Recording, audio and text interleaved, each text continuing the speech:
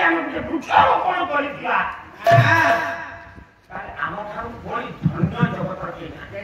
କାହିଁକି ଭାଇ କଥା ମୁଁ କହିବି ଯେ ଗଛ ରୋପଣ କରିବା ଯାହା ଶିବଙ୍କୁ ଦର୍ଶନ କରିବା ସେଇଆ। ମୁଁ ଏ କଥା କହିବାର କାରଣ ଶିବଙ୍କର ଯେତିକି ଗୁଣ ଅଛି ଗଛର ସେତିକି ଗୁଣ ଅଛି। ଶିବ ତାଙ୍କ ଜୀବନରେ ଥରେ ବିଷ ପାନ କରିଥିଲେ କିନ୍ତୁ ବୃକ୍ଷ ସବୁଦିନେ ବିଷ ପାନ କରୁଛି। ଆପଣମାନେ ଜ୍ଞାନୀ, ମୁଁ ଆପଣଙ୍କର ମୂର୍ଖ କହୁଛି ଆପଣଙ୍କୁ ମୁଁ ପାଲା ମୋ ପାଲା ଜୀବନ ମୁଁ କାହାକୁ ଗୁରୁ କରିବି ଯାହାକୁ ଗୁରୁ ଡାକି ଦେଇଛି ମୁଁ ତାଙ୍କ ପାଲା କରି ଦେଖେ ମୋ ଘରକୁ କେବେ ଡାକିନି ପଇସା ସରିଯିବ ମୋର ଅଭୂତପୂର୍ବ ଶିଷ୍ୟ। ମୋ କୋଉ ଗୁରୁଙ୍କୁ ମୁଁ ଟଙ୍କାଟିଏ ବଳ ଦେଇ ଗୁରୁ ବୋଲି ଡାକିଦେବେ ମୋ ଠାକୁର ସେ ମୋତେ ପାଲା ଗୁରୁର ମୁଁ ଖାଲି ଦେଖିବି ମା ମୁଁ କି ଗୁରୁ କରିଛି। ମୋ ଗୁରୁ ହଉଛନ୍ତି ଦର୍ଶକ ଆଉ ଦର୍ଶିକା ଭାଇ। ମୋ ପାଲା ଗାଇବା ଭିତରେ ମତେ ସେ ଯେତିକି ବୁଝେଇ ଦିଅନ୍ତି ମୁଁ ତାଙ୍କ ପ୍ରତି ଶିଖି ଯାଏ। ମୁଁ ଯେତେବେଳେ ନୂଆ ନୂଆ ପାଲା ଗାଉଥିଲି ସବୁ କଥା କହୁଛି ମୋ ଜୀବନ ଅନୁଭୂତି ଅମଳ କିନ୍ତୁ ମୁଁ କଥାକୁ ମନ କରିବି କିନ୍ତୁ ମୁଁ କଥାକୁ ଏମିତି ସ୍ମରଣ ଦେଇକି ମା ଚାହିଁ ମତେ ସବୁ ମା ଟିକେ କହିଲା ପୁଅରେ ତୁ ତ ଭଲ ପାଲା ଗାଉଛୁ ମୁଁ ଗାଇଥିଲେ ଧୀରେ ଧୀରେ ମୁଣ୍ଡ ମା ମୋ ମୁଣ୍ଡକୁ ମା ମୋ ଗୁରୁ ଜଗତରେ ଯୋଉ ଗାୟକ ଦର୍ଶକ ମାନଙ୍କୁ ଗୁରୁ ବୋଲି ନ ମାନେ ସେ ଆଗକୁ କେବେ ବଢିପାରେ ନା। ଅନେକ କଥା ଲାଗି ଅଛି ଦ୍ୱିତୀୟ କଥା ଇଏ ଦ୍ୱିତୀୟ ସୋପାନ କଥା। ବସନ୍ତ ବାବୁ ବୃକ୍ଷ ହଉଛନ୍ତି ଶିବଙ୍କ ସମାନ ସବୁଦିନେ ସେ ବିଷ ପାନ କରୁଛି ନା ଆପଣ ସମସ୍ତେ ଶିକ୍ଷିତା। ଆମେ ଯୋଉ ବାୟୁକୁ ଗ୍ରହଣ କରନ୍ତି ପ୍ରଶ୍ୱାସ ହେଉଛି ଆପଣଙ୍କର ଅମ୍ଳଜାନ ନିଶ୍ୱାସରେ ଯୋଉ ବାୟୁକୁ ଆମେ ଛାଡ଼ନ୍ତି ଅଙ୍ଗାରକାମ୍ଳ ଆମେ ନିଅନ୍ତି କଣ ଅମ୍ଳଜାନ ଛାଡ଼ନ୍ତି କଣ ଅଙ୍ଗାରକାମ୍ଳ। ଗଛ କଣ କରେ ନା ଅଙ୍ଗାରକାମ୍ଳକୁ ଗ୍ରହଣ କରିବ ଅମ୍ଳଜାନକୁ ଛାଡ଼ିବ। ତେଣୁ ସେ ଶିବଙ୍କ ପରି ଅଙ୍ଗାରକାମ୍ଳଜାନକୁ ବିଶ୍ୱାସ କରନ୍ତୁ ଆପଣ ଯଦି ଅଙ୍ଗାରକାମ୍ଳଜାନ ଆମ ଦେହରେ ବେଶୀ ବଢ଼ିଯିବ ଆମେ ବଞ୍ଚିବା ଅମ୍ଳଜାନ ଟିକେ କମିଗଲେ ଆମେ ବଞ୍ଚିବା। ତେଣୁ ବୃକ୍ଷରାଜ ମାନେ ଯେତେ ବୃକ୍ଷ ଅଛନ୍ତି ଏମାନେ ଆମକୁ ବଞ୍ଚେଇକି ରଖିଛନ୍ତି। ବୃକ୍ଷ କହିଲା ହଉ ପୁଷ୍ପ କହିଲେ ରାମ କଣ କଲେ ଘାତେ ବାରି ଦେ କରିଲେ ପ୍ରହାର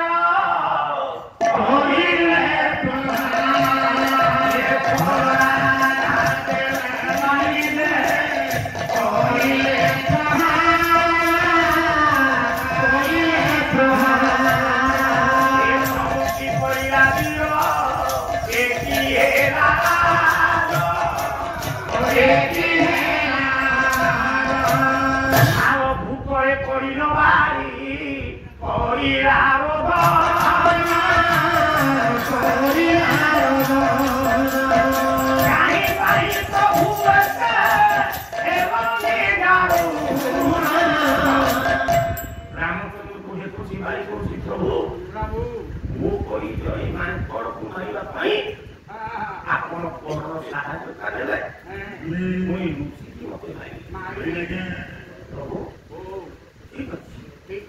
ଯଦି ଆପଣ ମତେ ମାଇଲେ କିଛି ନାହିଁ ମୁଁ ତ ମରିବି କିନ୍ତୁ ଆପଣଙ୍କ ଦଶଟି ସର୍ଜନ କରିପାରିବେ। ରାମ କହିଲେ ଏଇ ପ୍ରକାର ନ ହେଇଥିଲେ ତୁ ମରି ଲଙ୍କାଟା ଆଗକୁ ଯିବ ଶେଷରେ ବାରିଶରେ ବୃକ୍ଷଟା କହିଲା ହଇଲେ ମୁଁ ତୋତେ ଏଇଠୁ ଏଇଠିଆ କରିଥିଲି କହିଲେ ମିତ୍ର କହି କୃତଜ୍ଞ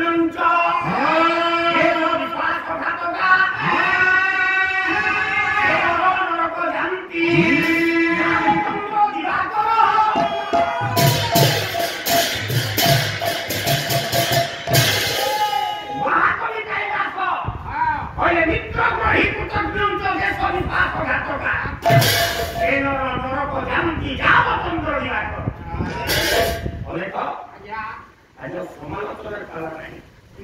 କଥାଟା ମନ ଦେଇଛି ଯେତେବେଳେ ଛାଡ଼ିଲା ପରେ ବିଶ୍ୱାସ କରୁଛୁ ନା ଫଳ ଭୋଗିବୁ କରିବି तो देहटा एते चिकिणिया बोली तोर दुआर चाहिए मिठा लागुची बोली रेडी करबी हे गलु तो ते अभिशाप पूरा इकर पिता है ताले पाई को बसटा को ऊपर कर चला से बसर ना काम साको निम्न मधुकुंडा गछ अभिशाप पाइला परा पितार अन्य नाम हुकिली बस कांदिला कहला प्रभु मु कोन पाई तोते सेवा करी मु कोन जीवन पाई मु सकार स्वर्ग पिता हे गला भगवान काम करी कोई जुगे जगन्नाथ रूप कुवई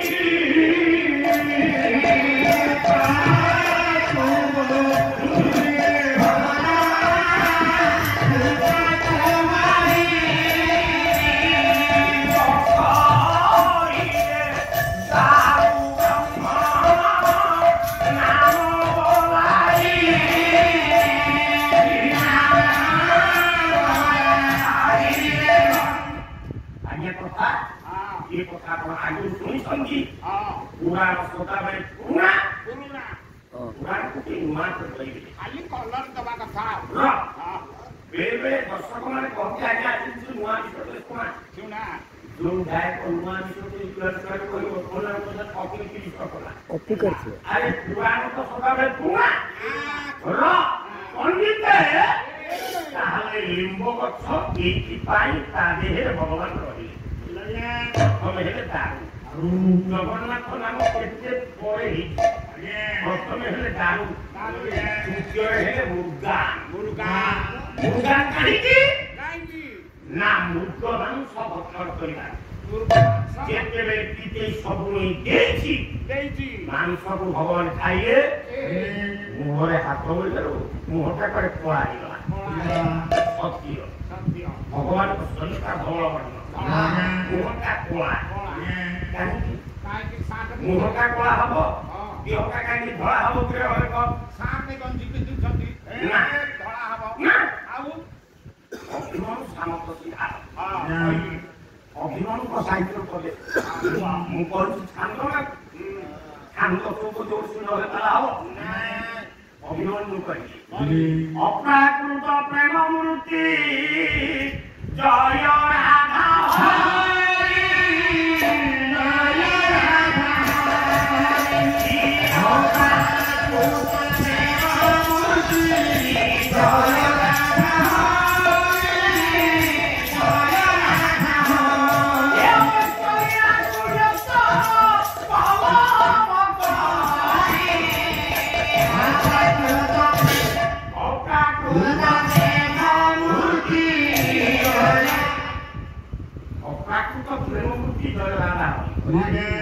ये जगत रे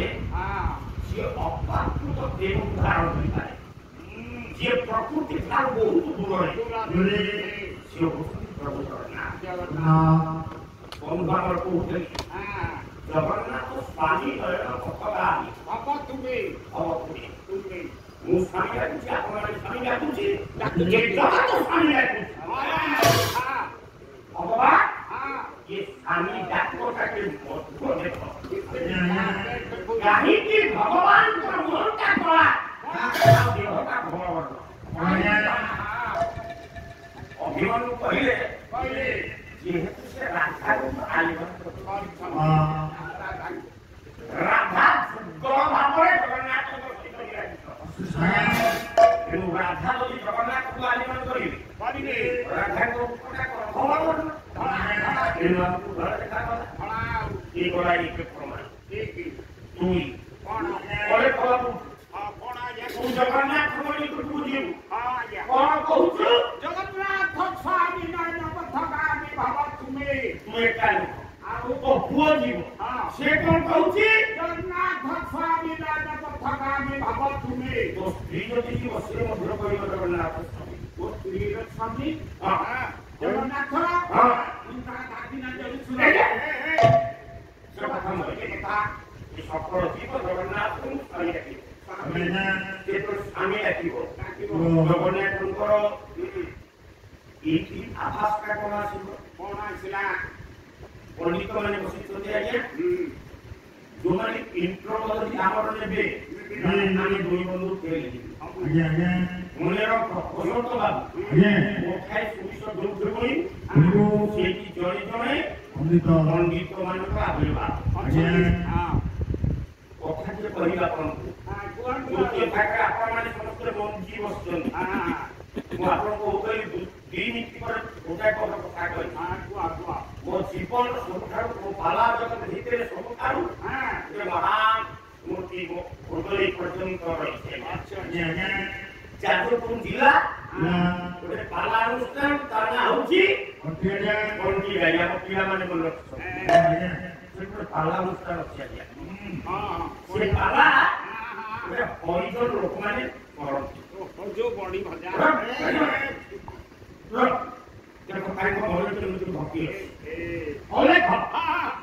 ମୁଁ ସେ ଗାଁକୁ ନିମନ୍ତ୍ରଣ ମତେ ଦିଆହେଇଛି ପାଲା ଗାଇବା ପାଇଁ।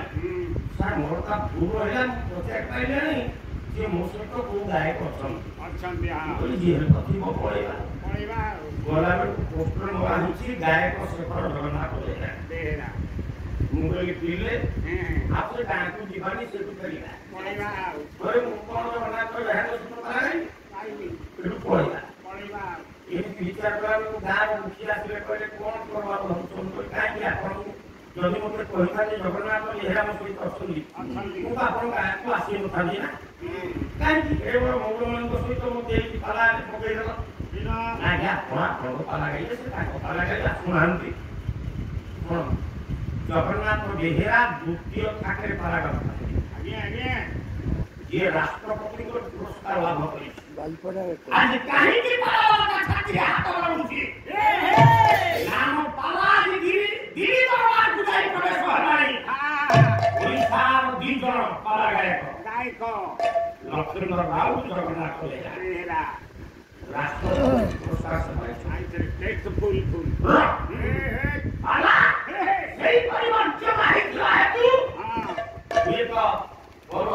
କେତେ ଜଣ ଏଇ ଗାଁର କେତେ ଜଣ ମହାନ ଲୋକମାନେ ବିଚାର କଲେ ସବୁ ଗାଁରେ ପାଲା ହଉଛି, ଆମ ଗାଁ କିଏ କହିଲା ପାଲା ଆମକୁ ଗୋଟେ ନୂତନ ଆଶା ଦିଏ। ପାଲା ଆମ ସାହିତ୍ୟକୁ ବଞ୍ଚେଇଥାଏ। ପାଲା ଆମ ପରମ୍ପରାକୁ ବଞ୍ଚେଇଥାଏ। ଜଗନ୍ନାଥ ବେହେରାଙ୍କର ଦ୍ୱିତୀୟ ଥାକ ପାଲା। ମୁଁ ଟିକେ ବାହାରକୁ ଆଜି ପୁରା କଣ ଗାଉଛନ୍ତି ଟିକେ ଶୁଣିବା। ଖାଇକି ଆସିଲା ସତ୍ୟନାରାୟଣ ଦରବାର ମାତ୍ର 15 ଜଣ ଲୋକ। 15 ଜଣ। ମୁଁ ଯାଇକି ପଛ ଟିକେ ବସିକି ଦେଖୁଥାଏ ପାଲା ସେଇ 15 ଜଣ। ରାତି ପାଇଲା ନା ମୋ ଜୀବନ ସତ କଥା। ରାତି ପାଇଲା ବୋହୂକୁ ନମସ୍କାର ଟିକେ କଲି। ମୁଁ ତାଙ୍କୁ ଅଜା ବୋଲାକେ କହିଲେ କଣ ହେଲା? ମୁଁ କହିଲି ଆପଣଙ୍କ ଦ୍ୱିତୀୟ ଥାକରେ ପାଲା ଗାଉଥିଲେ ଲୋକ ସଂଖ୍ୟା 15। କହିଲେ ତୁ କେମିତି ଜାଣିଲୁ? ମୁଁ କହିଲି ମୁଁ ଗଣିଛି। ଓଡ଼ିଶାର ଜଣେ ସୁନାମ ଧନୀ ଗାୟକ ଶ୍ରୀକୃଷ୍ଣ ଜଗନ୍ନାଥ ବେହେରା ରାଷ୍ଟ୍ରପତିଙ୍କ ପୁରସ୍କାର ପାଇଛନ୍ତି। ତାଙ୍କ ପାଲାକୁ 15 ଜଣ ଲୋକ ଦେଖିବେ। ସେଇ ତମ ହରିବୋଲ ପକେଇ ଆସିଲନି। ଜଗନ୍ନାଥ ବେହେରା ପୋଷାକିଆ କାଟିବ। ମତେ କହିଲେ ତୁ ବ୍ରାହ୍ମଣ ପିଲା ଛାଡ଼ିଲି, ଆଉ କିଏ ଲୋକ କାନକୁ ମୁଣ୍ଡିକି ଛିଣ୍ଡି ସେ 15 ଜଣ ସମସ୍ତେ ପାଲାକୁ କଣ ଭଲ ପାଇବେ? ସେଇ 15 ଜଣ ହଉଛନ୍ତି ମୋ ପାଇଁ 15 ଜଣ ନାରାୟଣ। ସେମାନେ ମୋ ନାଁକୁ ଚାରିଆଡ଼େ ପ୍ରଚାର କରିବେ ନା ସମସ୍ତେ ପ୍ରଚାର କରିବେ। କଥା ବୁଝଉଛି। ସେଇପରି ଗାୟକ ଜଗତରେ କେମିତି ଅଛନ୍ତି? 100 ବର୍ଷର ପଦାର୍ପଣ କଲେଣି। ତାକୁ ଆଉ ଗାଇଛନ୍ତି ଆଉ ସେ ସେମିତି ବସିଥାନ୍ତୁ, ଆମକୁ ଟିକେ ସେମିତି ଆଶୀର୍ବାଦ କରିଥାନ୍ତୁ। ପଣ୍ଡିତ ମଣ୍ଡଳୀ ଏ କଥା କହିବାର କାରଣ ଆପଣମାନେ ଦେଖନ୍ତୁ। ଜଗନ୍ନାଥଙ୍କ ପ୍ରଥମ ହେଲେ ଦାରୁ, ଦ୍ୱିତୀୟ ହେଲେ ମୁର୍ଗା, ମାଂସ ହେଲେ ତୃତୀୟ ନମ୍ବର ହେଲେ ସବରୀ ନାରାୟଣ। ତେଣୁ ଆପଣମାନେ କେହି ଜଣେ ବ୍ରାହ୍ମଣ ଲୋକ କହିବେନି ଛାତିରେ ହାତ ଧରି ଜଗନ୍ନାଥ ଆମ ପାଇଁ ପ୍ରତିଷ୍ଠିତ ହେଇଛନ୍ତି ପୁରୀ। କ୍ଷତ୍ରିୟ ମାନେ କହିବେନି ଆମ ପାଇଁ ଜଗନ୍ନାଥ ବୋଲି। ଜଗନ୍ନାଥ ଶବର ସମ୍ପ୍ରଦାୟକୁ ଆଣିଗଲା।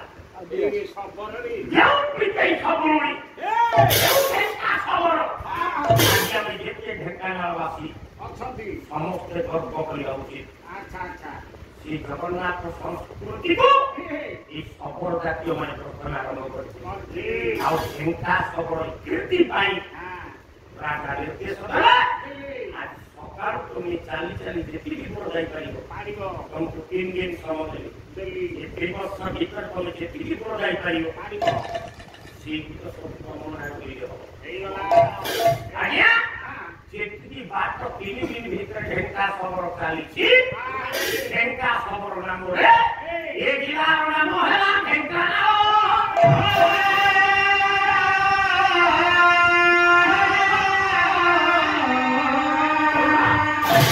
ଭଗବାନ ଶବର ସମ୍ପ୍ରଦାୟ ପ୍ରଥମେ ପୂଜା ପାଇଲେ ଶବର ମାନେ ତାଙ୍କୁ ପ୍ରତିଷ୍ଠିତ କଲେ। ଆଜି ଆମେ ଛାତ୍ରୀ ହାତ ବାড়িକି ବଡ଼ ପୋଲା ମାନେ ବାହାରିଲେଣି ଏତିକି ଟଙ୍କା ନହେଲେ ଆମେ କୋଉଠି ଜଗନ୍ନାଥଙ୍କୁ ତମେ ସେ ଠାକୁରଙ୍କୁ କହିଦେବ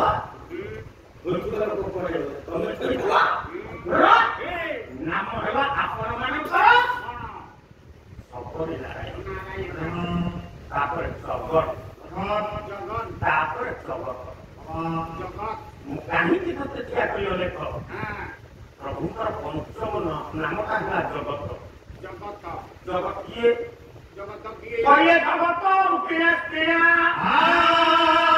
ଆମର ବାସନ ତ ଦିଅ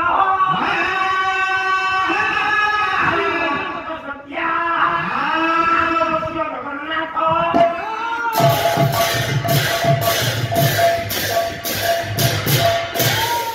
ଜଗତ ପରେ ଭଗବାନଙ୍କ ନାମ ହେଲା ଜଗନ୍ନାଥ। ଜଗତ କିଏ ନା ଜୀବ ଜାତି ହେଲେ ଜୀବ ସୀମା ତାକୁ ଆମେ ଜଗତ କରିବା। ନାଥ ନାଇଁ ଜୀବ ସେ ହେଉଛନ୍ତି ନାଥ ବୋଲି ସ୍ୱାମୀ। କଥାରେ କୋଉଠି ଅଛି ନା ପ୍ରଭୁଙ୍କ ମୁହଁଟା କଳା ଦେଖାଯାଉଛି ଦେହଟା ଧବଳ କାହିଁକି ମା ତମେ 3-4 ଜଣ ବସ୍ତ୍ର ବୋଲି ତମ ପାଇଁ ଗୋଟେ କଥା କହିବି କାରଣ ତମେ 4 ଜଣ ବସ୍ତ୍ର 5 ଜଣ ବସ୍ତ୍ର ମୋ ମା 6-7 ଜଣ ବସ୍ତ୍ର ମୁଁ ତମ କଥା ତ ଯିଏ କହିବି ଆଉ ଜଗନ୍ନାଥ ସଂସ୍କୃତି ଟିକେ ବାଟ ଆଗେଇ ଦେଖିବା କାରଣ ପ୍ରଥମ ଠାକୁର ହରେ ବୋଲି ଉଠିଲୁ ମୂଲ୍ୟବାନ କଥା କହିବା ଜଗନ୍ନାଥଙ୍କ ମୁହଁଟା କଳା ଇଏ ଶରୀରଟା କାହିଁକି ଧବଳ ଦେଖାଯାଉଛି ଝିଅଟିଏ ଶ୍ୱଶୁର ଘରକୁ ବୋହୂ ହେଇକି ଯିବ ମା ମାନ ହେଇକି ପରୀକ୍ଷା କରୁଛି ବାବାମାନଙ୍କ କଥା ଖାଲି ପରୀକ୍ଷାରେ ପଡେ ଆଉ କଣ କେମିତି ଅଲେଖ ମୋ ମା ଇଏ ବହୁ ରୂପକୁ ଧାରଣ କରିବ ଶ୍ୱଶୁର ଘରେ ଏଇଠି ଯେତେବେଳେ ନା ବହୁଟି ତା ଶ୍ୱଶୁରକୁ ମୁଣ୍ଡିଆ ଲାଗିବ ଶ୍ୱଶୁର କଣ ଆଶୀର୍ବାଦ ଦେବେ ଶାଶୁକୁ ମୁଣ୍ଡିଆ ଲାଗିବ ଶାଶୁ କଣ କହିବେ ଦେଢଶୁରଙ୍କୁ ମୁଣ୍ଡିଆ ମାରିବେ ଦେଢଶୁର କଣ ଆଶୀର୍ବାଦ କରିବେ ସବୁ କଥା ଠିକ ମୁଁ ଯୋଉଥିରେ ପ୍ରଶ୍ନଟା ପଚାରିଲି ସେ ଉତ୍ତରଟା ଠିକ ଦେବ ଗୋଟେ ସ୍ତ୍ରୀ ଯେତେବେଳେ ତା ସ୍ୱାମୀକି ମୁଣ୍ଡିଆ ଲାଗିବ ତା ସ୍ୱାମୀ କଣ କରିବ ତା ସ୍ୱାମୀ କହିବ ତୁମକୁ ଅଷ୍ଟକିଳା ପ୍ରାପ୍ତି ହଉ କଣ କହିବ ଅଷ୍ଟକିଳା ମାନେ କଣ ଅଷ୍ଟଚଣ୍ଡୀ ମାନେ ଆଶୀର୍ବାଦ କରିବେ ଐଶ୍ୱର୍ଯ୍ୟଣୀ ପିତା କାଳିକା ବିମଳା ସାରଳା ଅଷ୍ଟଚଣ୍ଡୀ ଆଶୀର୍ବାଦ କରିବେ ଐଶ୍ୱର୍ଯ୍ୟଣୀ ଆଜି କଣ ଆଶୀର୍ବାଦ କରିବ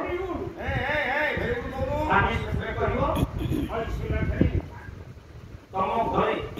ତୋ ସ୍ତ୍ରୀ ଯେତେବେଳେ ମୁଣ୍ଡିଆ ମାରି ତୁ ଏଇ ଆଶୀର୍ବାଦ ଦଉଛୁ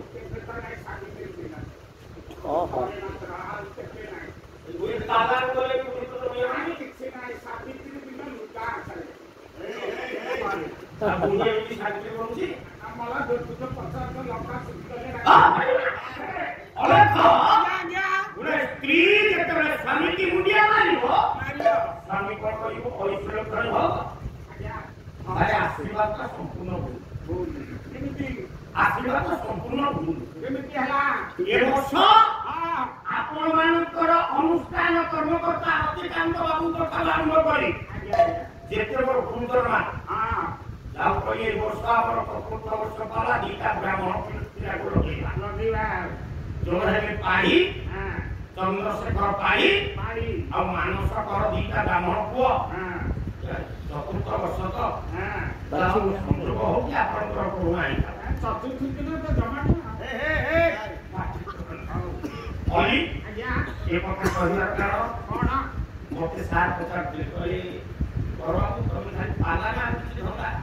ରଙ୍ଗା କହିଲେ ନା ଗୋଟେ ଛୋଟିଆ ଚାକିରି ଧରି କରିଛି ବେଶୀ ଦରମା ନୁହଁ 25-30 ହଜାର ହଁ ଚଳିବ ଆଉ ହାତ ଯୋଡ଼ା ମୁଁ କହିଲି ଆଜ୍ଞା 50 କି 100 ଘର ଦରମା ଯଦି ଯେତେବେଳେ ସବୁ ମିଳିଲା ପରେ ଅନ୍ୟ କୋଳି କରନ୍ତୁ ଦି ହାତ ତିନି ହାତ ଯୋଡୁଛ ରହ ଏ କଥା କାହିଁ କହୁଛୁ ନା କାହିଁକି ଗୋଟେ ସ୍ତ୍ରୀ ତା ସ୍ୱାମୀକି ଯଦି ମୁଣ୍ଡିଆ ମାରିବ ମାରିବ ତା ସ୍ୱାମୀ ଯଦି କହିବ ତମେ ପରିଶ୍ରମ କରିବ ହବ ହବ ଆଶୀର୍ବାଦ ଭୁଲ ଭୁଲ କାହିଁକି ଭୁଲ କାହିଁକି ଭୁଲ କି କଥା ସାର୍ ମୁଁ ଜଣେ ବ୍ରାହ୍ମଣ ପିଲା ପିଲା ଆପଣ ଯଦି ମତେ ନମସ୍କାର କରିବେ ମୁଁ ଆପଣ କଣ କହୁଛି ଆଶୀର୍ବାଦ ହବ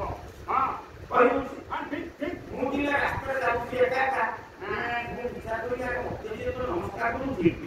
ମୁଁ ତାକୁ କହୁଛି ତୁ ଆଶୀର୍ବାଦ ହବ ହବ ଆଚ୍ଛା ମୁଁ ଯେତେବେଳେ କହିଦଉଛି ମୋ ନିଜକୁ ନିଜେ ଟିକେ ନମସ୍କାର କରେ କଲି ମୋ ନିଜକୁ ନିଜେ ନିଜେ କହି ମାନସ କର ନମସ୍କାର ନମସ୍କାର ମୋ ନିଜକୁ ନିଜେ କହିବି ତୁ 100 ବର୍ଷ ବଞ୍ଚ ବସ ଆପଣ ମତେ ପାଗଳ କହିବେ କି ନାହିଁ କହିଲେ ଆଗ ଆଜ୍ଞା ମୋ ନିଜକୁ ନିଜେ ନମସ୍କାର କରିବି ହଁ ମୋ ନିଜକୁ ନିଜେ କହିବି ତୁ 100 ବର୍ଷ ବଞ୍ଚ ବସ ଆପଣ ମତେ ପାଗଳ କହିବେ ଅଖରାଇଆ ଯଦି ହଁ ସ୍ୱାମୀ ତା ସ୍ତ୍ରୀକି କହିବ ତୁ ଐଶ୍ୱର୍ଯ୍ୟ କରିବ ହବ ଆଶୀର୍ବାଦ କାହାକୁ ଲାଗେ କା କଲା କିନ୍ତୁ ଚିନ୍ତା କରୁଛନ୍ତି ତ କା କଲା ତା ସ୍ତ୍ରୀକି ଆଶୀର୍ବାଦ କରୁନି ଆଉ ତା ନିଜକୁ ନିଜେ ନିଜେ ତା ସ୍ତ୍ରୀକି ଯଦି କହିବ ତୁ ଐଶ୍ୱର୍ଯ୍ୟ କରିବ ହବ ହବ ଆରେ ସ୍ୱାମୀଟା ବଞ୍ଚିଲେ ସେ ନିଜେ ବଞ୍ଚିଲେ ବଞ୍ଚିଲେ ସିନା ଐଶ୍ୱର୍ଯ୍ୟ କରିବ ହବ କିଏ ମନା କରିବ ସେ ମରିଲେ ସେ ରାଣ୍ଡ ଦବା କଥା ये কথা ମୁଁ ଆପଣଙ୍କୁ କାହିଁକି କହିବି ନା ଯେତେବେଳେ ଗୋଟେ ସ୍ତ୍ରୀ ତା ସ୍ୱାମୀକି ମୁଣ୍ଡିଆ ମାରିବ ସ୍ୱାମୀର ଅଧିକାର ନାହିଁ ଆଶୀର୍ବାଦ ଦେବା ପାଇଁ ଆଉ କଣ କରିବ ଅର୍ଦ୍ଧ ଶରୀରକୁ କେହି ଆଶୀର୍ବାଦ ଦିଅନ୍ତି ଆଉ ବେଦ ସାର ବସ୍ତୁ ଦିଆଯାଏ କୁହ ବେଦ ଗୋଟେ ଶ୍ଲୋକ କହିଥିଲେ କଣ କଣ କହିଲେ କହିଲେ ଆଲିଙ୍ଗନ କୃତ୍ୟ ଭାଜ୍ୟା ରାଗ ସମ୍ପୃତାଞ୍ଜଳି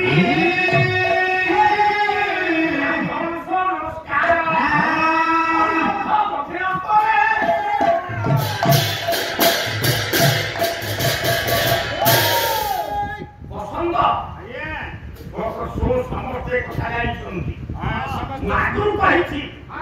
ପାଲାବାଲା କେବଳ ଆପଣମାନଙ୍କୁ ଟିକେ ମନେ ପକେଇଛି ବ୍ରାହ୍ମଣ ନମସ୍କାର ନମସ୍କାର ଅନ୍ନଥ ଦକ୍ଷିଣ କରି ଜଣେ ବ୍ରାହ୍ମଣ ଆଉ ଜଣେ ବ୍ରାହ୍ମଣ କରିଛି ସିଏ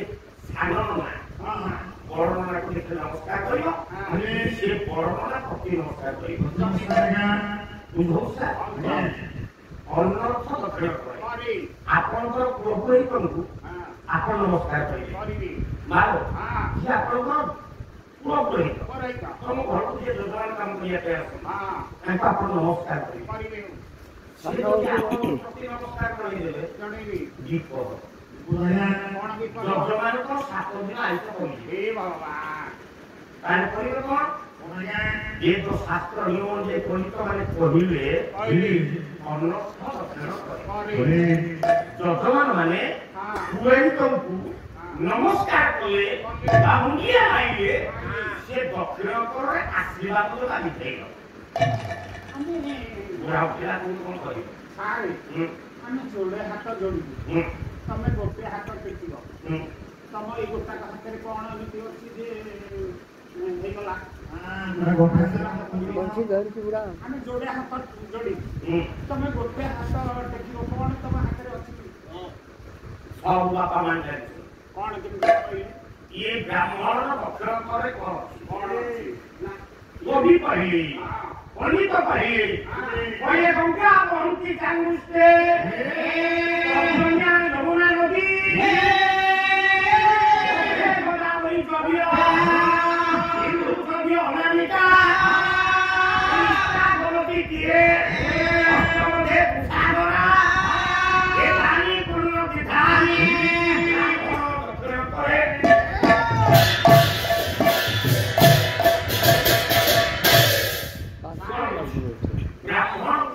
ପରିଚ୍ଛନ୍ନ କର ଏ କଣ ସଠି ତୀର୍ଥଙ୍କର ଆବିର୍ଭାବ ଥାଏ ତୀର୍ଥ ଗଙ୍ଗା ବହୁତି ଚାନ୍ଦୁଷ୍ଟି ଗଙ୍ଗା ଗଙ୍ଗା ନଦୀ ଗଙ୍ଗା ନଦୀ ଗଙ୍ଗା ହଁ ଅଛି ଗଙ୍ଗା ଗଙ୍ଗା ବହୁତି ଚାନ୍ଦୁଷ୍ଟି ତର୍ଜନିଆ ଯମୁନା ନଦୀ ନଦୀ ବୁଝୁ ହଉଛି ଏ ଛଅଟା ତୀର୍ଥ ଥିବାରୁ ବ୍ରାହ୍ମଣମାନେ ଗୋତ୍ର କରଣି ଯଜମାନମାନଙ୍କୁ ଆଶୀର୍ବାଦ କରିବା ହେଲେ ତମର ମୂର୍ତ୍ତି ପାଳିଆ ଗରିବ ଲୋକ ଆଜ୍ଞା କହୁନୁ 5 ମିନିଟ ତିଆରି ଗହମ ମୋର ମରିଗଲା ଖରା ବେଳରେ ଭାଇ ମୁଁ ଜାଣିଥାନ୍ତି ଯଦି ସାରଙ୍କ ହାତରେ 6ଟା ନଦୀ ଅଛି ବୋଲି ତାଙ୍କ ହାତକୁ ନେଇକି ଆମ ହୃଦୟରେ ଘଷିଥାନ୍ତି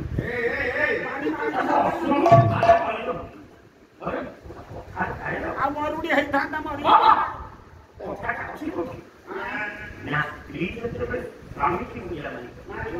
ସ୍ୱାମୀ କଣ କରିବ ନା ଆଲିଙ୍ଗନ କୃତ୍ୟ ବାଚ୍ୟା ନିଜ ସ୍ତ୍ରୀକି ଆଶୀର୍ବାଦ କରିବେ ଆଲିଙ୍ଗନ କରିବ ମାନେ ସ୍ତ୍ରୀ ଯେତେବେଳେ ମୁଣ୍ଡିଆ ମାରିବ ଆଉ ଯୋଉଠି ପାଇବ ସେଠି ଆଲିଙ୍ଗନ କରିଦେବ ଶାସ୍ତ୍ର କହିଲା ଜଗନ୍ନାଥଙ୍କ ମୁହଁଟା କଳା ସର୍ବାଙ୍ଗ ଶୈଳ ଭ୍ରମଣକାରୀ ଜଗନ୍ନାଥ ନିକଟକୁ ଯିବି ବନ୍ଧୁ ମୋର ଗାଉଥିଲେ ଗୋଟେ ସୁନ୍ଦର ପଦ ଠିକ ଚିହ୍ନ ବାଜିଗଲା ଏ କଥା କହିବାର କାରଣ ଏ ଆଜ୍ଞା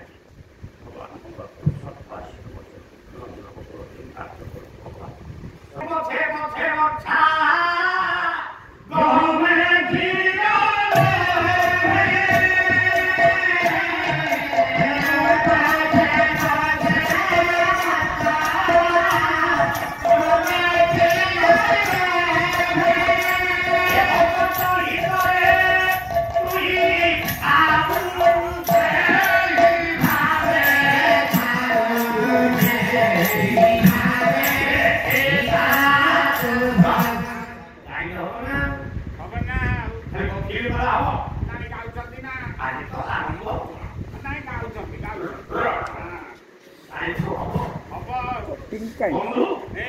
ଯଦି କହିଲେ ବାଦମାଳ ଆରମ୍ଭ ହବ ଆଜି ତ ଗୁରୁବାର ଗଲା ଆଉ ଅନୁଷ୍ଠାନକୁ କହିବା ଦରକାର ନାହିଁ ସମସ୍ତେ ଜାଣିଛନ୍ତି ଆଇଁଷ ଖାଇଲେ ଆଉ ଦୁଇ ବନ୍ଧୁ କଣ କଥାବାର୍ତ୍ତା ଏକ ସତ ହବ ନାହିଁ ପାଲା ହେଉଛି ଏକ ଜ୍ଞାନ କଥା ଏଠି ପଣ୍ଡିତ ମାନେ ବସିଛନ୍ତି ସୀମାକୁ ଦେଇଗଲେ ଆଜ୍ଞା ପାଲାଟା ପାଲା ହେଇପାରିବ ସେ ଜଣେ ଆପଣଙ୍କ ଆମେ ପାଲା ଭିତରେ ଅନେକ ମୂର୍ତ୍ତିମାନ ସ୍ଥାପନ କରିଥାଉ ଖୁସି ଲାଗେ ଜୀବନରେ ଇଏ ମୋର ପାଇବ ଇଏ ପ୍ରଫୁଲ୍ଲ ସାନ୍ତା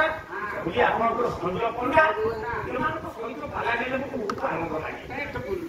ମଥୁରାକୁ ଟିକେ ବିପଦ ହବ ସେ କଥା ଆପଣ ଗ୍ରହଣ କରିବେ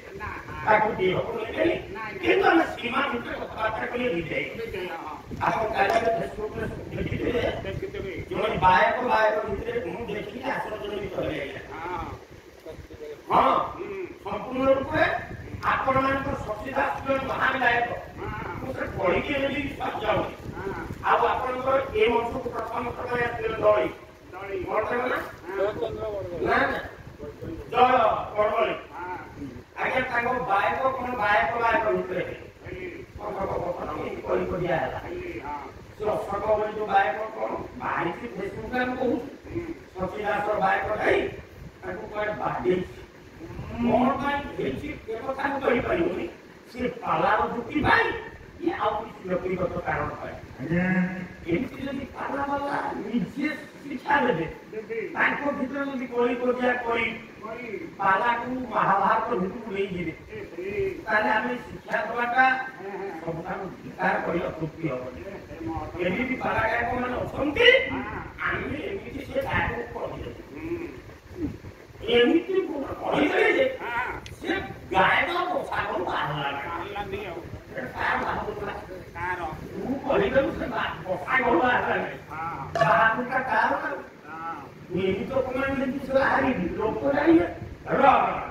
ଆଜ୍ଞା ସେ ବୁଝିବିନି ଆପଣମାନଙ୍କର 20 କଥା ମନେ ପଡ଼ିଗଲା ନା ଯେତେବେଳେ ଜଗନ୍ନାଥଙ୍କୁ ଜୀବ ଯାଇକି ଦର୍ଶନ କରିବ ମୋଟା କଳା ସୌଭାଗ୍ୟଟା କାହିଁକି ଧଳା ହେଲା ମୁଁ କହେ ଯାଉଛି ଜଗନ୍ନାଥଙ୍କୁ ଦର୍ଶନ କରିବା ପାଇଁ ମୁଁ ଭକ୍ତ ଗରୁଡ଼ ପଛରେ ଦିଶୁଛି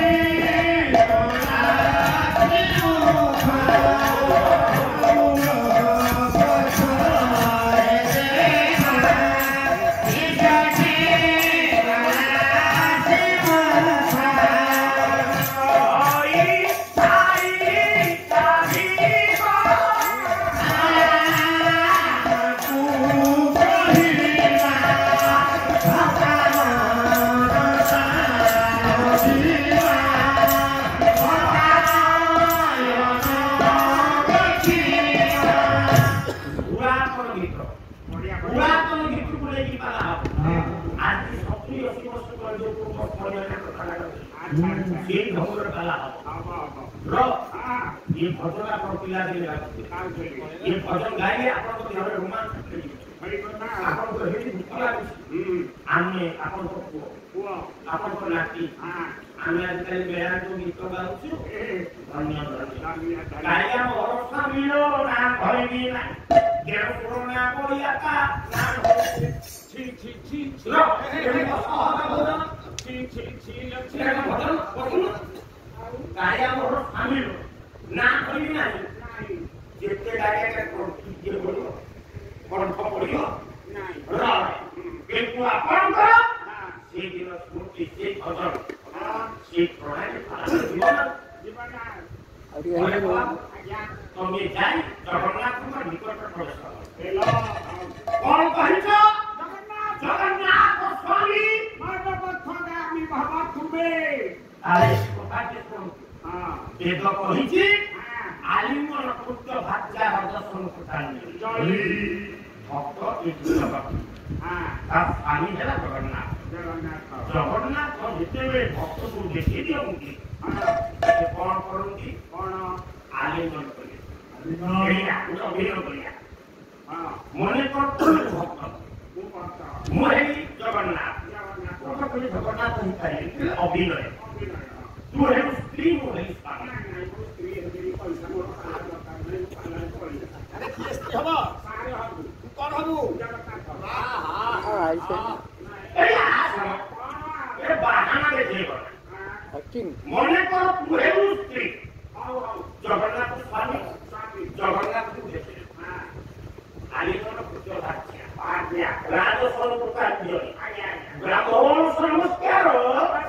ब्राह्मण नमस्कार आलिंगन पुत्र राज्य भगवान सर्वांग जगत को धरिछि से जगन्नाथ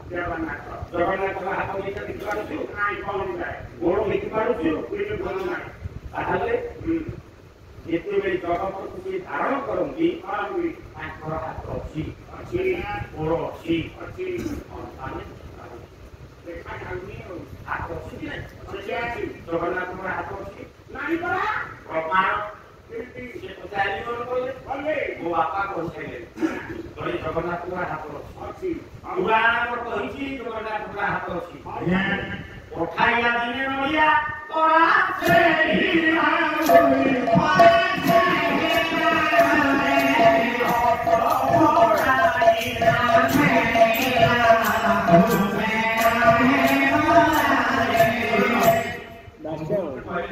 बंधु गाइले सब कहले बोले हम बंधु इन बाहर पुछंती अधा होची कोला अधा होची नालिया हम बंधु को कहूची अब बंधु को तमे कहियो सब परमेश्वरी कोरोना को मना कर ये कोला नाली को नाइ को को फिटे यूज करी एरकम बांधवीर प्रश्न मोर से मते कहले एई रोगटा रोगेले तुमको भलो दिसिबो अच्छा मो करर तो मो बांधवी मो मस्ती करूची आज परमेश्वरी बांधवी कहूना अब आमे कोला लोक आमे किते रंग करू तुमको बड़ा लोक যদি आउ के रंग कर दो आपण फॉरेन रो आस्का पर खाइबो बंधु बंधु मत मित्र কথা हम बारो भला ନଲାର ଫିରିକି କଳାର ଫିରିକି ନାଲିଆ ରଖି ତମର 1200 କୋଟି ଉପରେ ନଜର ପଡ଼ିଲାଣି ଆସିଛୁ ଅଭିଆସୁ ହଉ କଥା କାମ ଲାଗି ଶୁଣ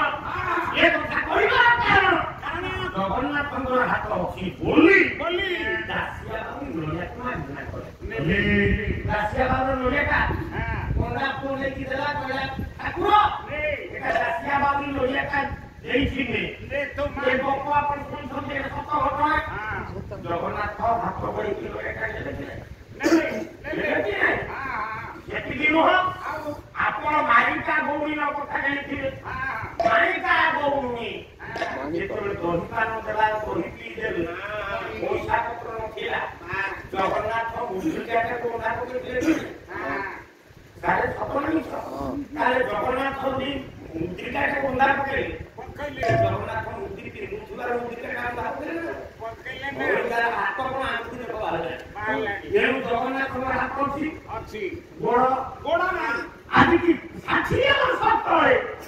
ବାଲା ଦୌଡରେ ଗାଧୋଇ କ୍ଷେତ୍ରବାସୀ ମିଶ୍ର ହରିନାଥ ହରିନାଥ ଜଗନ୍ନାଥ ବେହେରା ଜଗନ୍ନାଥ ବେହେରା ଏମିତି ଏହି ସବୁ ପୁରାତନ ସ୍ୱର ଥିଲା ଧନ ହୋଇ କାଞ୍ଚି ଅଭିଯାନେ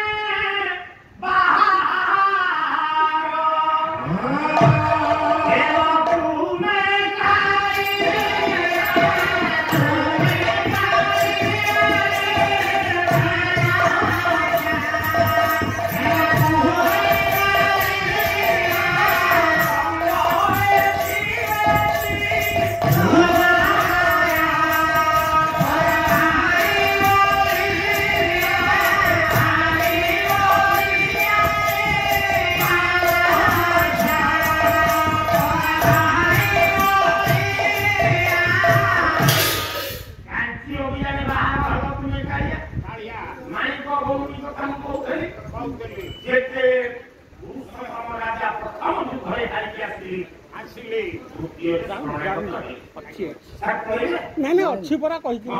ସେ ପଚାରି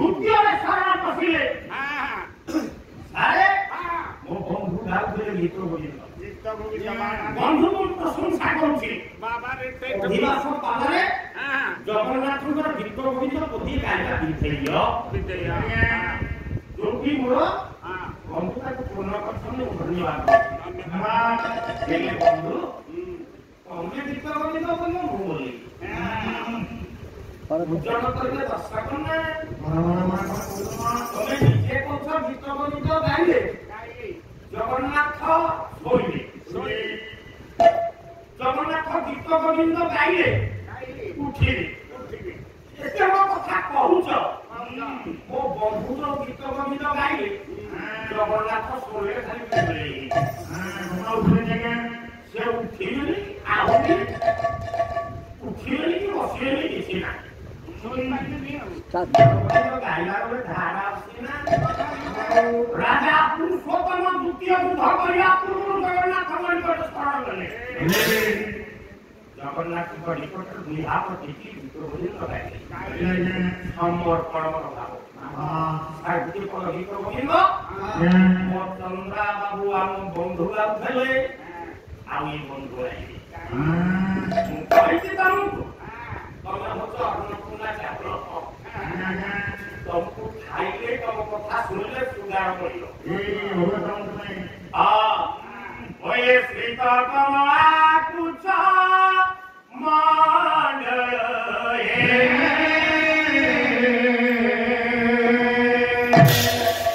ଜଗନ୍ନାଥଙ୍କ ଗୀତ ଗୋବିନ୍ଦ ପଦୁଟି ଆରମ୍ଭ କରିବା ସମସ୍ତଙ୍କୁ ଅନୁରୋଧ କରିବି ସମସ୍ତେ ଦୁଇ ହାତ ଦେଖନ୍ତୁ ଜୟ ଜଗନ୍ନାଥ ସ୍ୱାମୀ କି ଜୟ ଜଗନ୍ନାଥ ସ୍ୱାମୀ କି ଜୟ ଜଗନ୍ନାଥ ସ୍ୱାମୀ କି ଗୀତ ଗୋବିନ୍ଦ ଶୁଣିବା ପାଇଁ ମୋ ଜଗନ୍ନାଥଙ୍କୁ କେତେ ଭଲ ଲାଗେ ଶ୍ରୀତ କମଳାକୁଚ ମଣ୍ଡଳ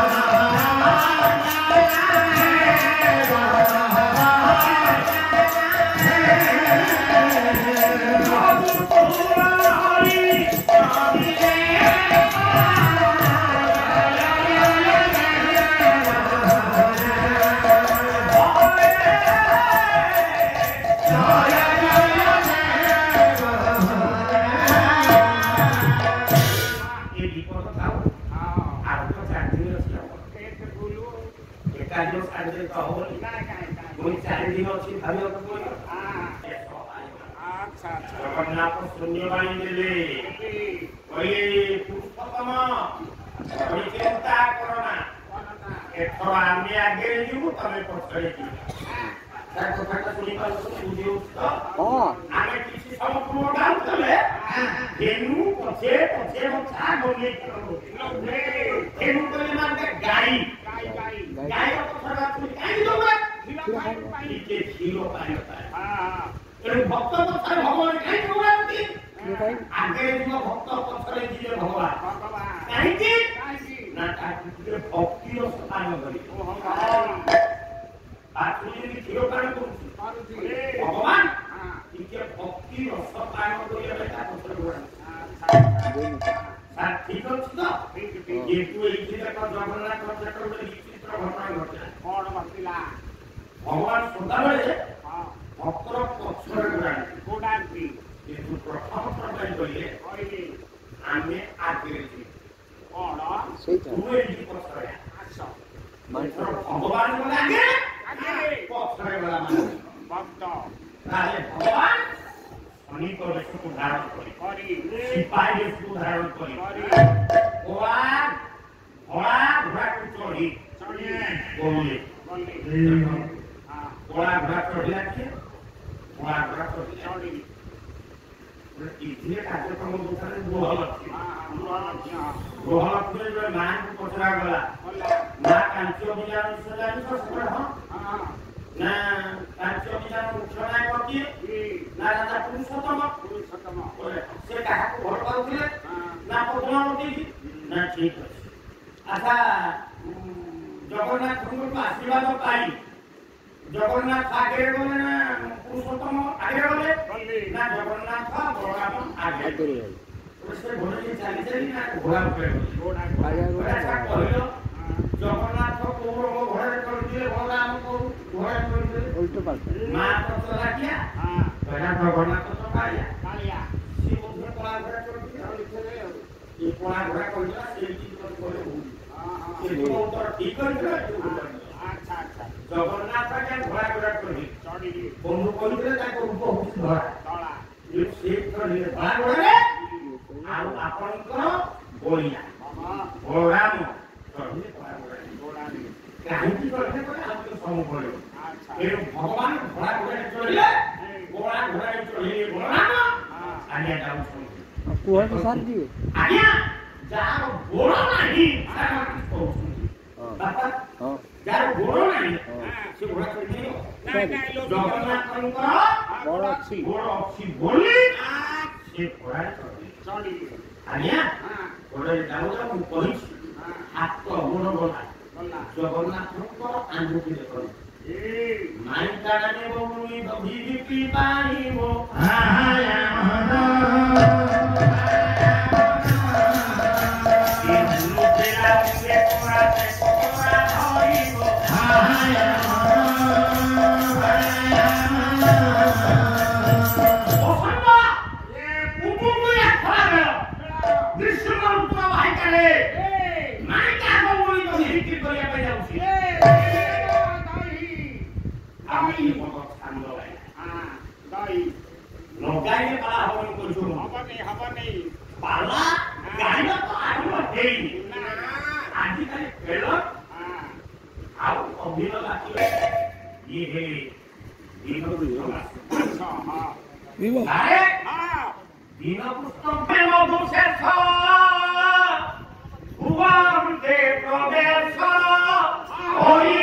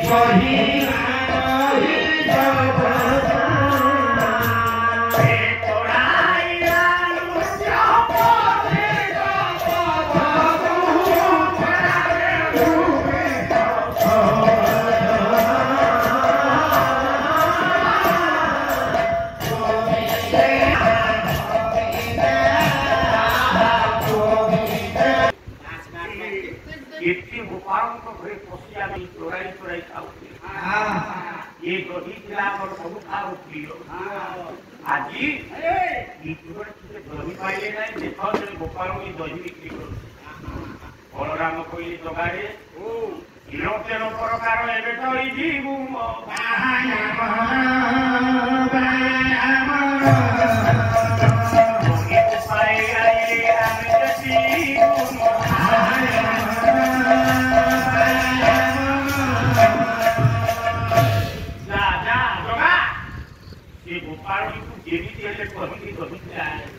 ପଣ୍ଡିତ ମଣ୍ଡଳୀ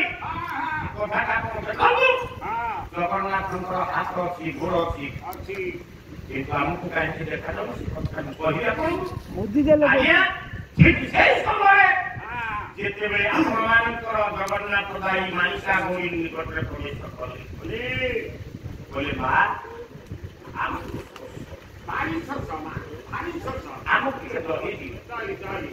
ମାଣିକା କହିଲା ଦେବି ଯେ କଉଡ଼ି ପଇସା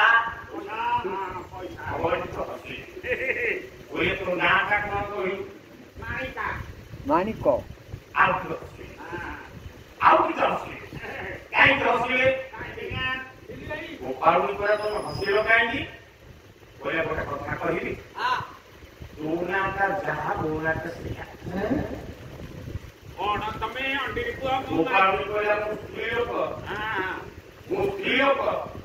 ମୋ ନାଁଟା ଯାହା ତମ ନାଁଟା ସେଇଆ ନା ତୋ ନାଁଟା କଣ ନା ମାଣିକ ଜଗନ୍ନାଥ କହିଲେ ମୋ ନାଁଟା ବି ମାଣିକ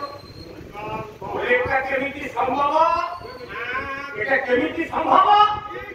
ଅଭିମନ୍ୟୁ ସାହିତ୍ୟ କରେ ଆପଣମାନେ ସମସ୍ତେ ଜାଣିଛନ୍ତି ଜଗନ୍ନାଥ କହିଲେ ତୋ ନାଁଟା ମାଣିକ ମୋ ନାଁଟା ମାଣିକ ନା କେମିତି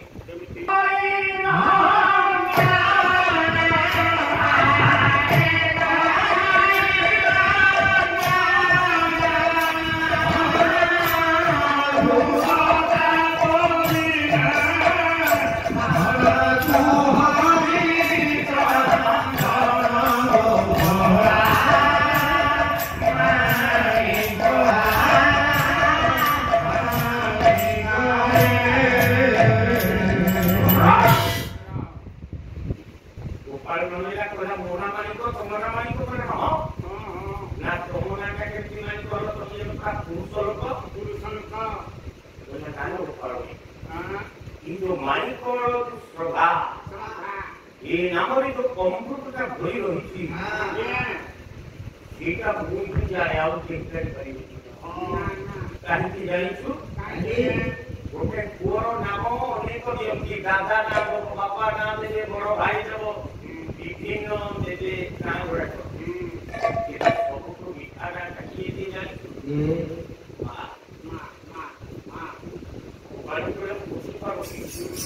ଜଗନ୍ନାଥ କହିଲେ ହେ ମାଲିକ ଓ ମା ଦଶମା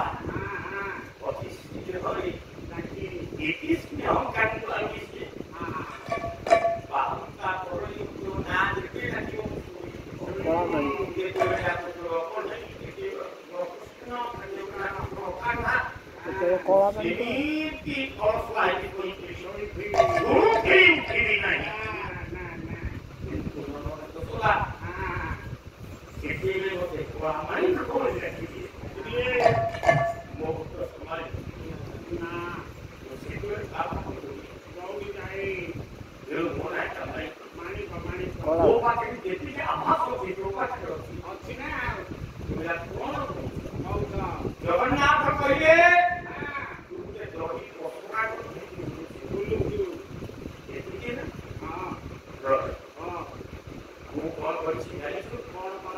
ନିର୍ଧନ ସଂଖ୍ୟାଇ ମୋର ଦରି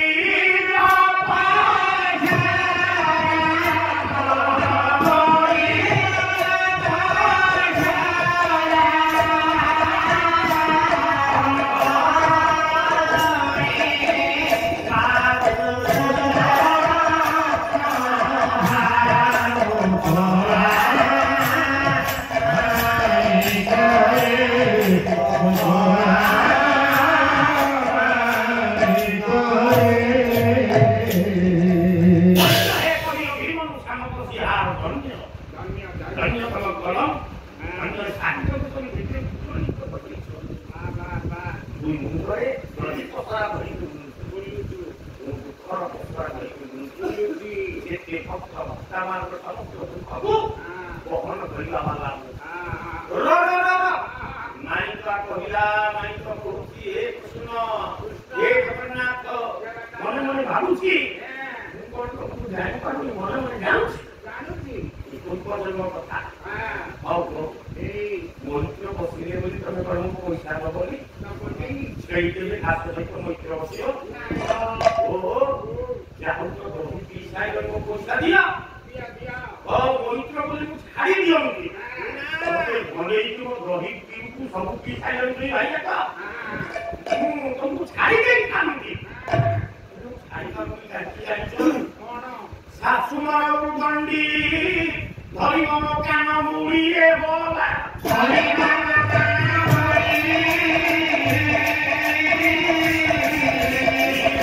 ଶିବ ମତେ ଗାଈ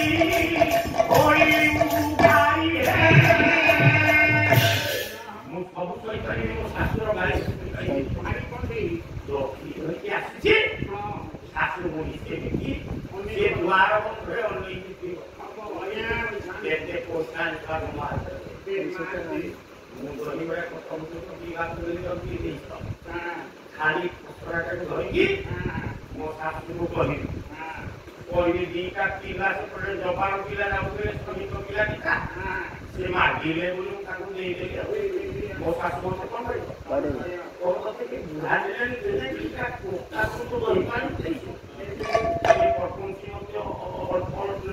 ଦେଖିବ ତେଣୁ ପଇସାଟା ମତେ ପଇସା ନାହିଁ ନା ମତେ ଦିଅ ନା ଶାଶୁ ତ ଶାଶୁ କହିଲେ ଆଉ ଗୋଟେ କଥା କହିବି କେହି ନିୟନ୍ତ୍ରଣ ସ୍ୱାମୀ ନାହିଁ ତାର ବୁଦ୍ଧି କିଛି ଭଲା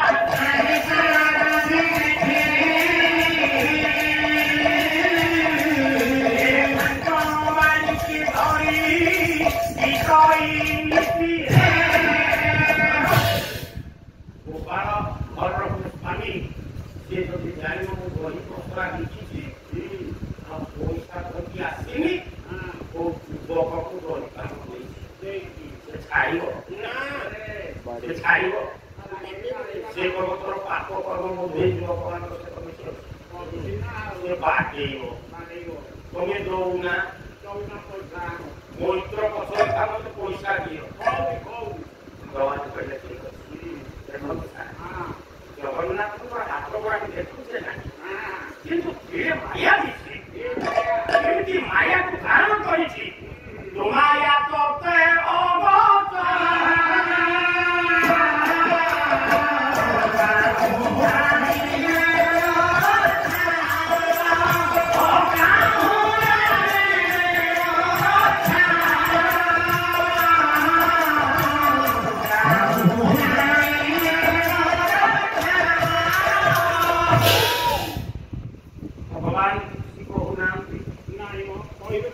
ଜଗନ୍ନାଥ ବଳରାମକୁ ଚାହୁଁଛନ୍ତି ବଳରାମ ଜଗନ୍ନାଥ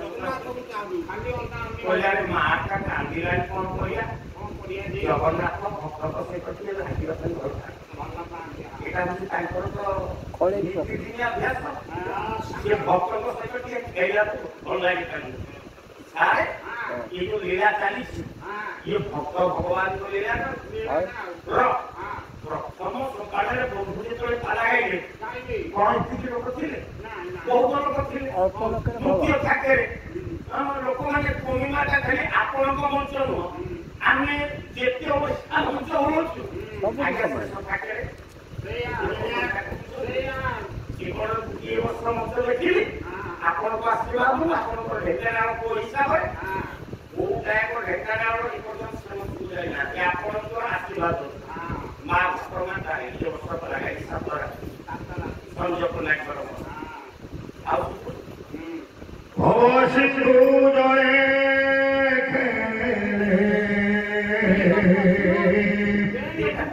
ପ୍ରଥମ ଛାତ୍ର ହେଲେ ପଦ୍ମପାଦ ଯୋଉ ପଦ୍ମପାଦଙ୍କ ନାମରେ ପୁରୀରେ ଆପଣଙ୍କର ମଠଟିଏ ହେଲା ନାମ ହେଲା ଗୋବର୍ଦ୍ଧନ ମଠ ସେଇ ଦିନ ଠାରୁ ଶଙ୍କରାଚାର୍ଯ୍ୟ କଥା ଚାଲି ଆସିଛି।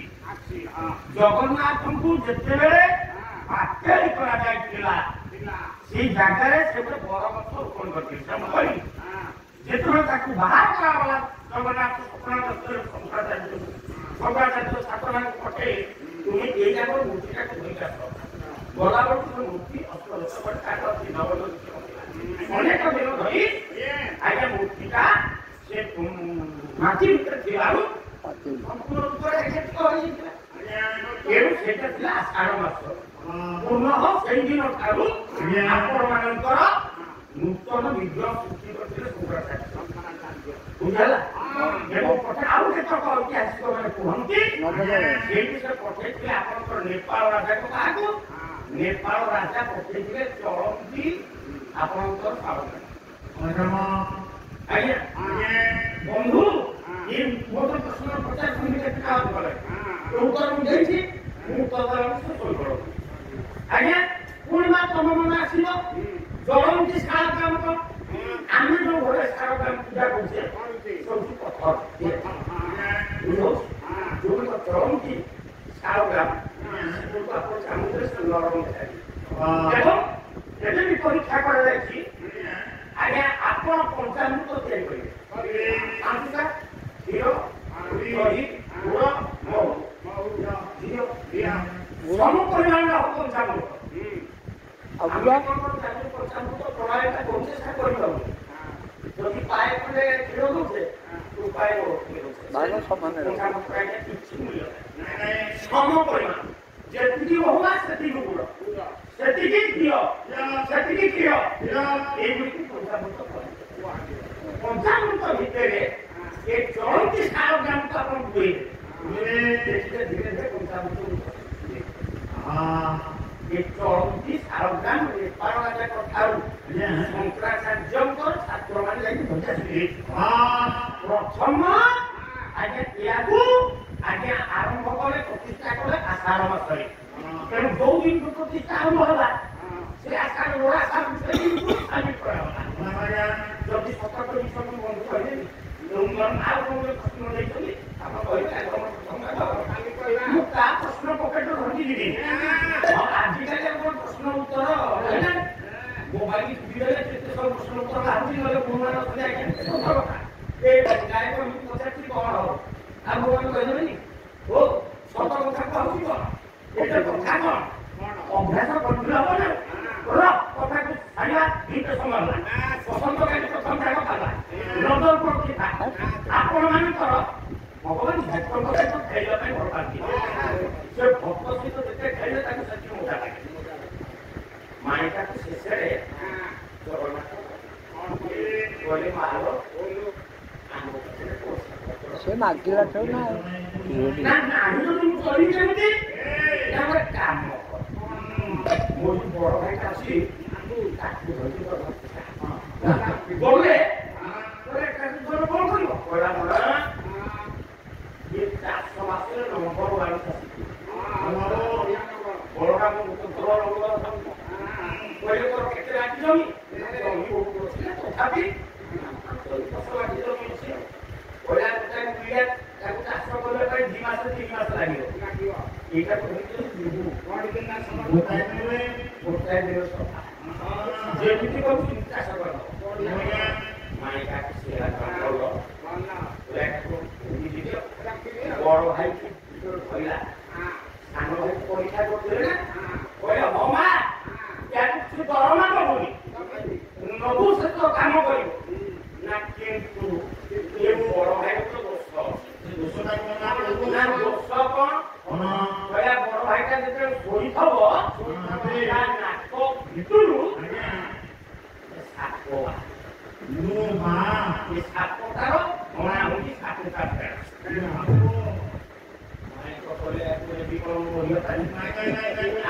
ବର୍ଷା ଘର ଦିଆହେଇଥିଲା ନା କଣ ହବ ସାରେ ସାପ କୋଉ ସାପ ପଳେଇଲାଣି ଆଉ ଭଲ ଯାଉ ଠାକୁରଙ୍କ ଟିକେ ଭଲ ଘର ମିଳିଲା ଧନ ମାଇକା କହିଲା କିଏ ମୋର ଚାଷ କରିବା ଦରକାର ନାହିଁ ଦରକାର ନାହିଁ ସାପ ବାହାରିବ ମରିବି ମୁଁ ପିଲା ଛୁଆକୁ ସେ ଖାଇବ ବଳରାମକୁ ସୁଯୋଗ ମିଳିଲା କହିଲା ପକେଇ ବଳରାମ କହିଲେ ମାଣିକ ଉପରେ କାମ କରୁ ପଇସାଟା ଦେଇପାରିବୁନି ତୁ ଏଇ କାଳିଆକୁ ଧରିଯାଉ ୟାକୁ କଣ କରିବି କହିଲା ତୋ ଗାଈ ଯେତେ ଅଛନ୍ତି ଚଳେଇବ ମାନେ ବଂଶୀ ଖଣ୍ଡେ ଧରିକି ଏମିତି ଗଦା ବଜେଇବ ଗାଈ ଠିକ ଭାବେ ଚଳେ ଯେତେବେଳେ ବଂଶୀ ଫୁଙ୍କି ଦବ ମୁଇଁ ଗାଈ ମାନେ ପ୍ରବାସୀ ଯେତେବେଳେ ପଇସା ବଢିଆ ବେତନ କିଛି ନବନି ଦରମା କିଛି ନବନି କିନ୍ତୁ ଖାଇବ ଖାଇଲେ ମା ଦରକାର ନାହିଁ ଦରମା ନବ ଖାଇବ ମୋର ମାସେ ଘର ସବୁ ଖାଇବ ଭଗବାନ ଭଗବାନ କହିଲେ ଭାଇ ଆଉ ନାରୀ ଜାତିଟା ଭଗବାନ ଆମକୁ ଗାଡ଼ି ଭକ୍ତ ପାଇଁ ଏତେ ଖାଉ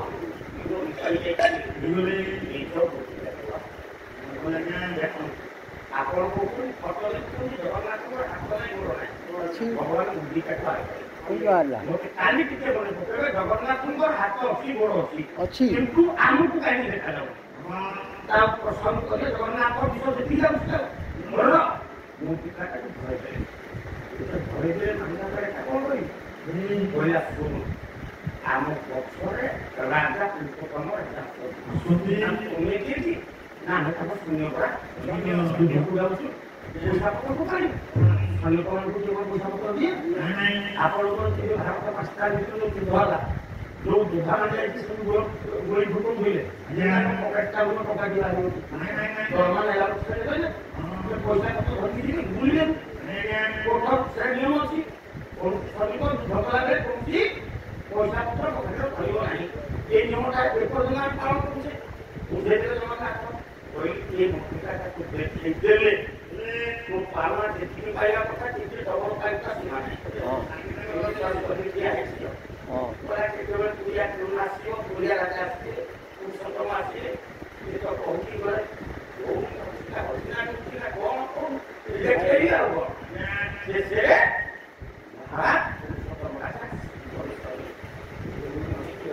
ମହାପ୍ରଭୁ ଆପଣ ହେଲେ ଆମର ଦେବତା ଆପଣ ଯେହେତୁ ରାଜା ଆପଣଙ୍କର ପ୍ରଜା ଦିଟା ଶୂନ୍ୟ ଏଇ ବାଟ ଦେଇକି ଗଲେ କଳା ଘୋଡ଼ା କେମିତି ନା କଳା ଆଉ ଜଣେ ଘୋଡ଼ା କଳା ଘୋଡ଼ା କରିଛି ଗୋଟେ ଧଳା ଘୋଡ଼ା କରିଛି ଦହି ପିଇଦେଲେ ଯେ ପଇସା ଦେଇପାରିବେନି କଣ କଲେ ନା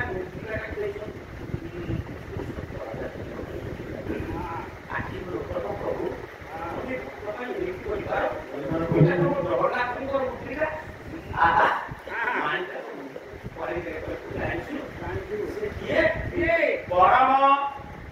ପରମ ଯେ ସେ ଠାକୁର ମୋର ଜଗନ୍ନାଥ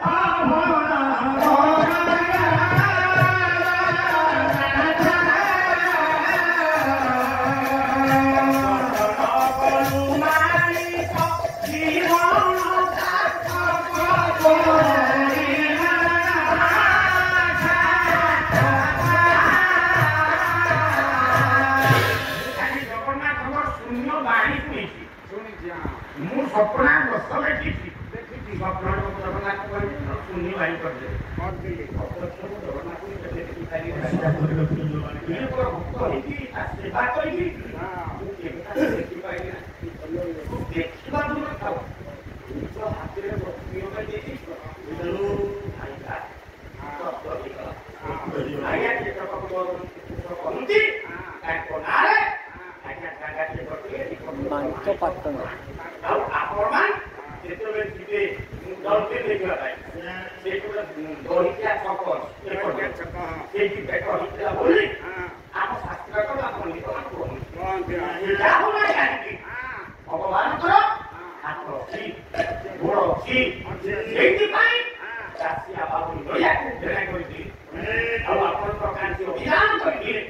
ଆଉ ମାଣିକାର ଦହିକି ପାନ କରିଥିଲେ ଏବଂ ମୁଦ୍ରିକାକୁ ଜଗନ୍ନାଥଙ୍କର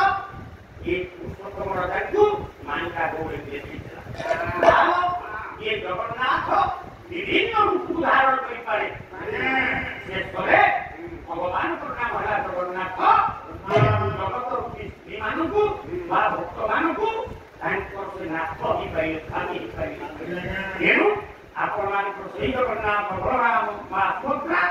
सदा सदा मन ठाकुर नगर थांतु ये अनुष्ठान को आउरी देखाउ कर थांतु काम को आउरी भलो भलो गायक मानसी एही कला परिश्रम करी आपण को आनंद करी थांतु साहित्य मर्जना को से की थांतु एती की से विभूम कथा करे एती की परिकल्पना एती की परिकल्पना की है सोका